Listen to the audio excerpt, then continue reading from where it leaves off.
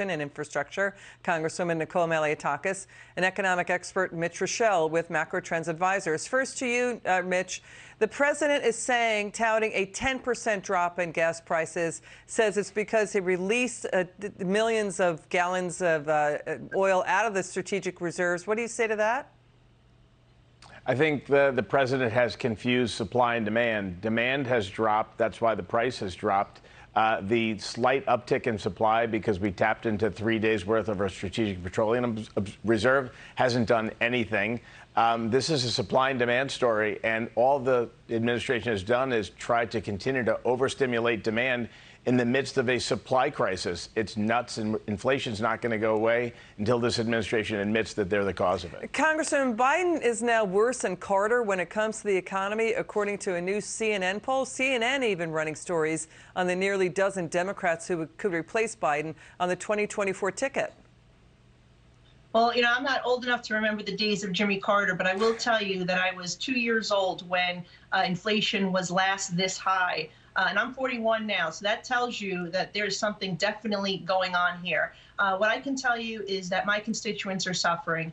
You go to the stores, it's hard to find certain products. They're paying more for everything from gasoline to food to hotels to cars. Can't even find a car for the most part to lease, and if you do, the price has skyrocketed. All of this is a result of lack of work and production. I think the mandates, the shutdowns, it's all catching up to us. And we had a roundtable just the other day with some industry experts in transportation infrastructure and in the shipping industry, and they're saying that a big cause of the supply chain problem are the vaccine mandates, and they're having difficulty getting people back to work. First, it was incentivizing people to stay home, paying them more than to report to work. Now it has become the mandates that are forcing people, perhaps in the future now, to even be fired like they're doing here in New York. And I think that's going to be very problematic. And to the Congresswoman's point there, Mitch, people are done. They're tired of all this talk out of D.C., right? I mean, there's no accountability, right, out of Washington. You see that, companies are responsible for inflation, not our government spending. Inflation is transitory. We didn't see the collapse in Afghanistan coming. The crime is because of the pandemic, or, Trump is to blame for the border or COVID-19. So the bullying messaging is directly linked to the idea, the concept, the thinking that Biden is FDR or LBJ. That's what the Washington Post is saying. Yeah, and it's always finger pointing. It was the Trump administration's fault. Jen Psaki has gone so far, Liz, to say it's actually the consumer's fault because they're buying too much stuff. You can't blame other people and not take any responsibility for it and not alienate the voters. We saw it in Virginia. We're going to see it in the midterms. And everybody is just so tired. And the messaging from this administration has been awful. Well, now the far left is smearing Joe Manchin as a racist, Congresswoman, and the president is attacking Joe Manchin. Watch this. I still think there's a possibility of getting Build Back Better done.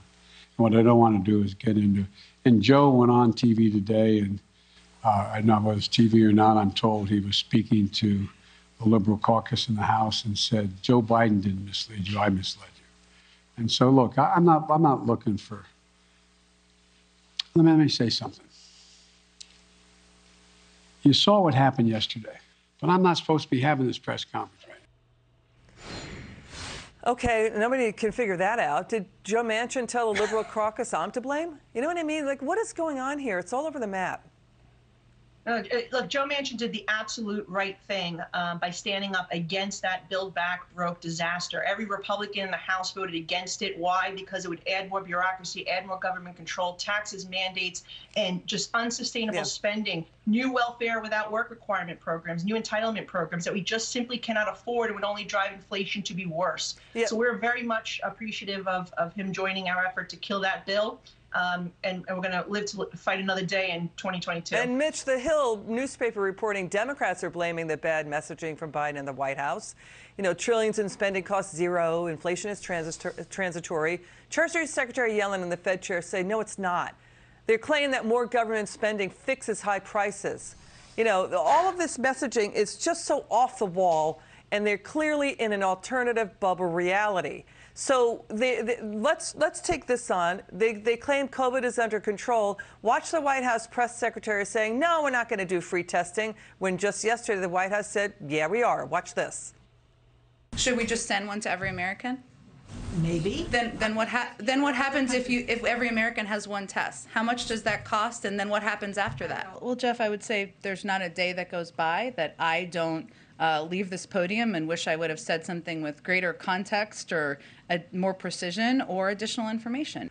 Who's in charge of the messaging, Mitch? And Congresswoman, I'm going to ask you the same thing. Who's in charge of the messaging? I don't think anybody, and I think Jen Psaki shoots from the hip. She started by saying she'd circle back to people because she didn't have an answer. Now it looks like she just makes them up. And if she lied once, she'll just lie the next time. What do you say, Congresswoman? Who's in charge of the messaging? You know what? It depends on the day. He was also saying he wasn't giving $450,000 payments to illegal immigrants. Then they said they were. Finally, we got them to finally admit they're not going to do it. We stopped that as well. That's where we're at. But it depends on the day. Got it. Congresswoman Nicole Malliotakis, Mitch Rochelle, great to have you both back on. Still to come, the L.A. County Sheriff slams the far left.